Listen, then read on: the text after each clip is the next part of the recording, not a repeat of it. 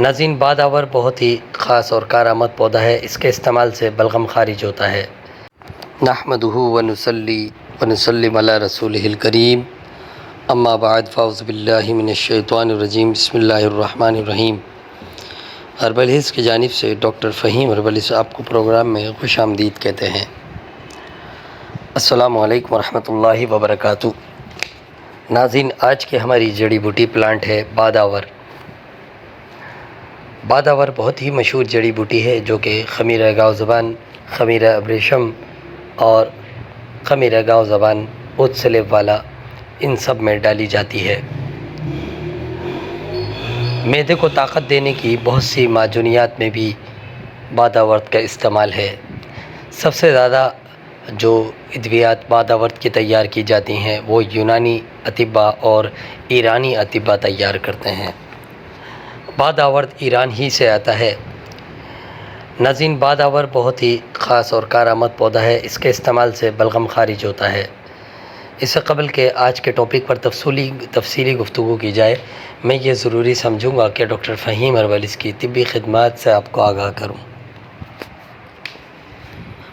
آپ سوراب گوٹ JDC office کے سامنے ہربل ہیلز کلینک کرتے ہیں۔ دبئی، کویت، جدہ میں بھی کلینک کرتے ہیں۔ آپ مارننگ شو کرتے ہیں K21 اور GTV پر۔ آرٹیفیشیل انٹیلیجنس کے ذریعے ساری دنیا میں ادویات کی ترسیل کی جاتی ہے۔ یہ تھا مختصر تعارف ڈاکٹر فہیم ہربل ہیلز کا۔ مزید رہنمائی کے لیے نیچے دیے گئے نمبر پر رابطہ کر سکتے ہیں۔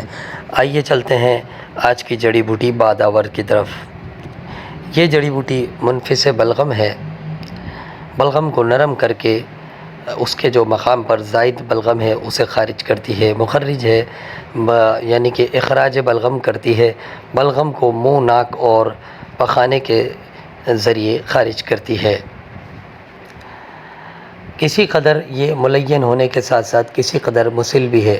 فلفل سیاہ اور سونٹ کے ساتھ اگر 2 گرام استعمال کی جائے تو یہ مخرج بلغم شدید ہے، یعنی کہ مسل ہو جاتی ہے، مسل بلغم کہلاتی ہے، اور اسی وجہ سے یہ محلل بھی ہے، یعنی کہ ہر قسم کے گیس وغیرہ کو، ورموں کو ختم کرتی ہے، جوڑوں کے درد میں بہت زیادہ نفع دیتی ہے، جسمانی سستی، جسمانی تھکان میں بہت نفع بخش چیز ہے۔ یہ مسکن وجہ بھی ہے، یعنی کہ بہت سی جگہوں پہ جوڑوں کے دردوں میں کارآمد ہے۔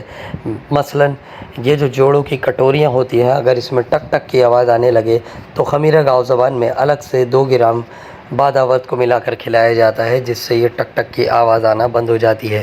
اس میں بہت زیادہ لزوجیت ہوتی ہے، چپک ہوتی ہے، اس لیے یہ اپنا فعل رکھتی ہے۔ مقوی جگر اور مقوی معدہ ہونے کے ساتھ ساتھ قوت بہا کو بھی بہت بڑھاتی ہے۔ ناظرین، آپ نے سنا بادآور کا تعارف۔